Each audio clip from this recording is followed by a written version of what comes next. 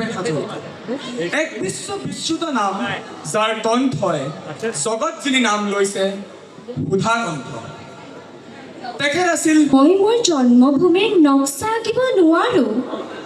ক'ত হৃদয়ৰ গহ্বৰত সোমাব জানে কিন্তু নাজানে ভূপেন হাজৰিকা দেৱৰ মাতৃভূমিৰ প্ৰতি আছিল অগাধ শ্ৰদ্ধা ভক্তি আৰু ভালপোৱাৰ আকুলতা আছিল অনন্য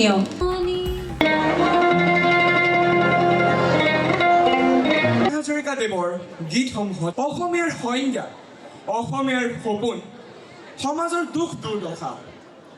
হয় বুলি প্ৰতিপন্ন কৰিবলৈ আৰু দুখীয়া নহ'বলৈ অসমীয়াই কি কৰিব লাগিব